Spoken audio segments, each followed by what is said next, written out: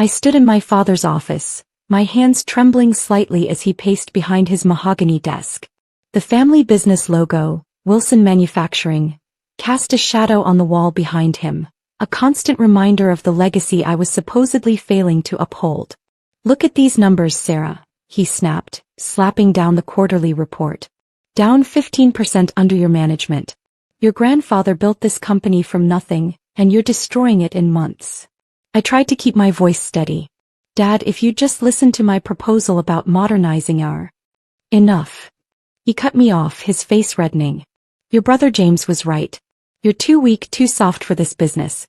All these new ideas, digital transformations, that's not how we do things here." My mother sat quietly in the corner, her perfectly manicured nails tapping against her designer handbag. She wouldn't meet my eyes, she never did when Dad was in one of his moods. "But the market is changing," I argued. "If we don't adapt." I said enough. Dad slammed his hand on the desk. "You've had your chance. 6 months as regional director, and all you've done is push for changes we don't need. James will take over your position effective immediately." I felt like I'd been punched in the gut. James, my younger brother who spent more time playing golf than working, who'd never even bothered to learn our inventory system. "That James. You can't be serious," I whispered. Mom finally spoke up, her voice soft but firm. "Your father knows best, Sarah. Maybe this is a sign you should explore other opportunities." I looked between them, my father, red-faced and rigid with anger, and my mother, perfectly composed as always, more concerned with appearances than actual business sense. 28 years old with an MBA from Harvard and 5 years of experience at top consulting firms, and they still saw me as the little girl who wasn't tough enough to follow in my grandfather's footsteps. "Fine," I said, my voice ice cold. "I quit." Dad scoffed. "You can't quit. You're fired." I took off my company ID and placed it carefully on his desk. "You'll regret this," I said quietly. "Are you threatening me?" Dad's voice rose dangerously. "No," I replied, gathering my dignity. "I'm making a promise." As I walked out of that office, I could hear my mother calling after me, "Sarah, don't be dramatic. Come back here." But I didn't look back. I had worked at Wilson Manufacturing since I was 16, starting in the warehouse, learning every aspect of the business. I knew our suppliers, our customers, our strengths, and most importantly, our weaknesses. I also knew something my father didn't. The company was in more trouble than just a 15% quarterly drop. In my office, I quickly downloaded key files onto my personal drive. Nothing confidential, just market research and customer feedback I'd gathered over the past 6 months. James might be taking my position, but my work was coming with me. As I packed my personal items into a box, my phone buzzed. It was a text from Marcus, our chief financial officer and one of the few people who supported my modernization plans. "Just heard. They're making a huge mistake. Call me when you can." I smiled slightly. Dad had no idea what he'd just set in motion. His outdated management style and resistance to change weren't just costing us market share, they were driving away our best talent. Marcus wasn't the only one who saw it. Walking through the warehouse for the last time, I stopped to say goodbye to the workers I'd gotten to know over the years. Many looked shocked, some angry on my behalf. "Don't worry about me," I told them. "Sometimes the best thing that can happen is getting pushed out of your comfort zone." Outside, I placed my box in my car and took one last look at the building. Wilson Manufacturing had been my whole life, my inheritance, my future. Now it was just another company making the fatal mistake of clinging to the past. I pulled out my phone and dialed a number I'd been saving for a special occasion. "Hello, Michael. It's Sarah Wilson. Remember that investment opportunity we discussed? I'm ready to talk details."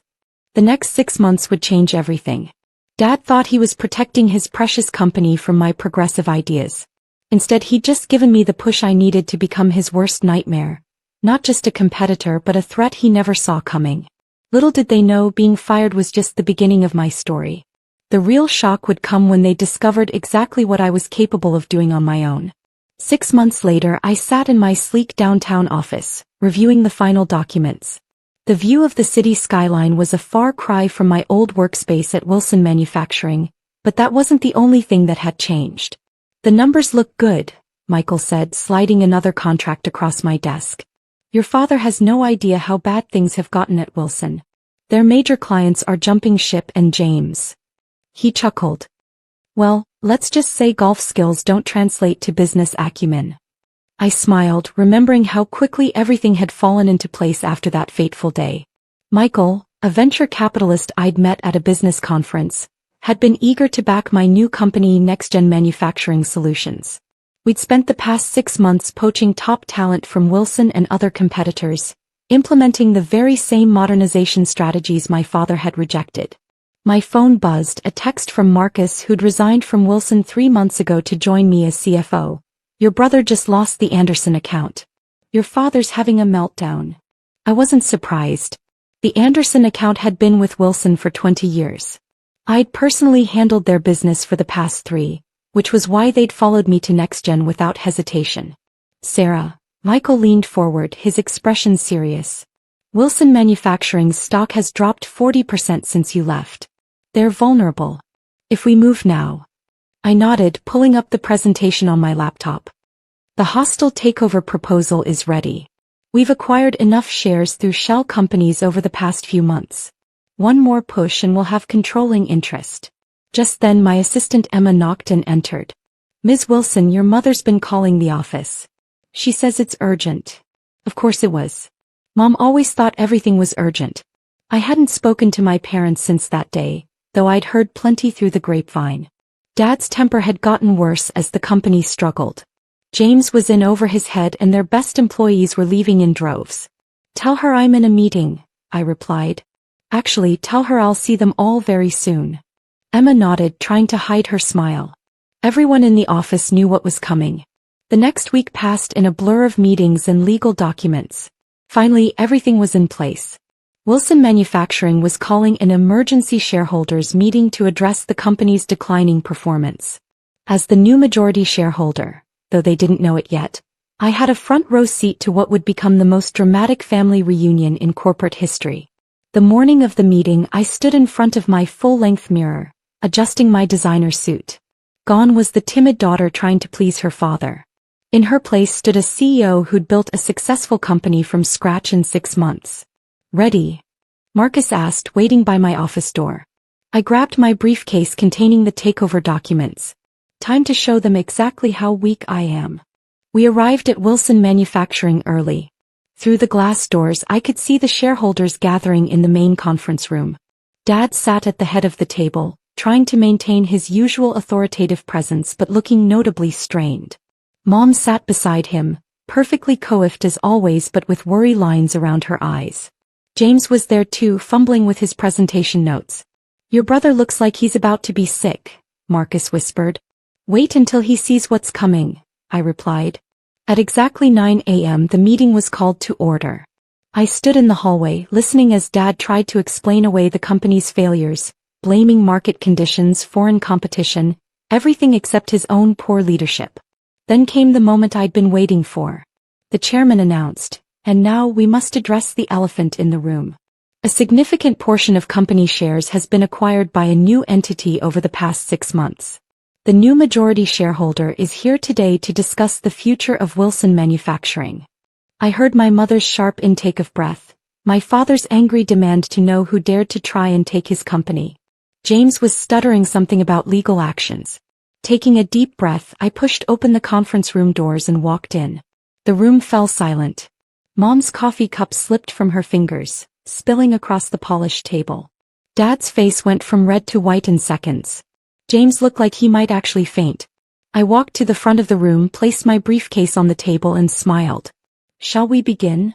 This is impossible, Dad sputtered, half rising from his chair. You can't. You don't have the resources to.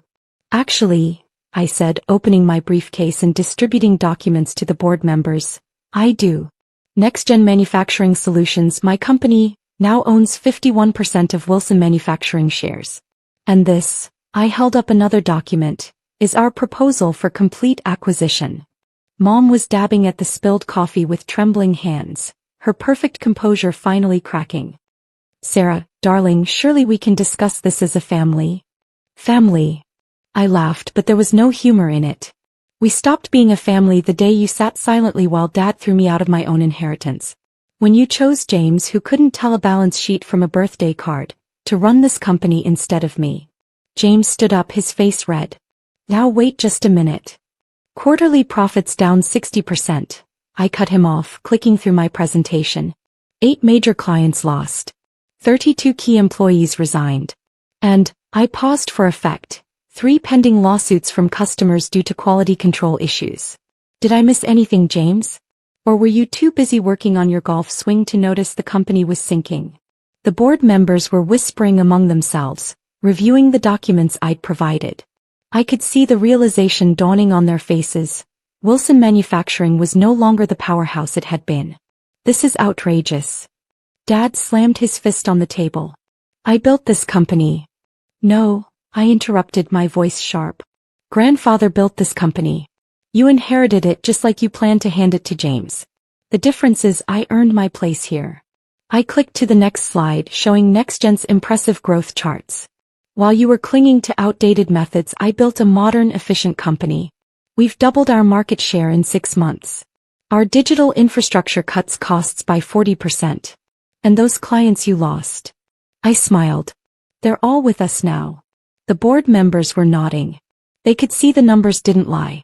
You can't do this to your own father, Mom pleaded. Watch me, I replied. I'm offering a fair price for the remaining shares, well above market value. The alternative is watching Wilson Manufacturing become completely obsolete within a year. Dad slumped in his chair, suddenly looking old. Why? He asked quietly. Why not just build your own success? Why come back to destroy what I built?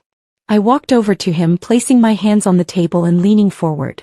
Because you needed to learn that being a woman doesn't make me weak. That your daughter could be just as capable, no more capable than your precious son. Consider this a very expensive business lesson.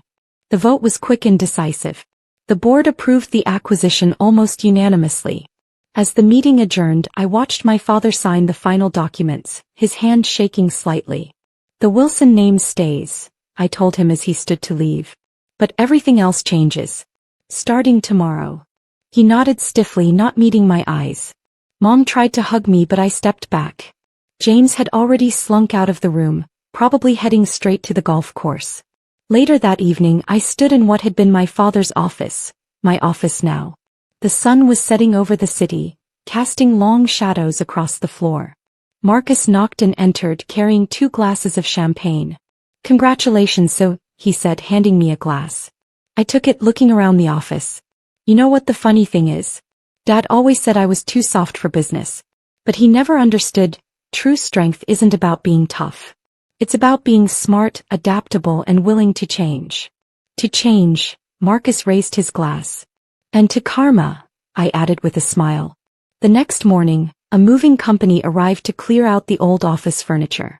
Everything was getting an upgrade, new technology, new systems, new leadership.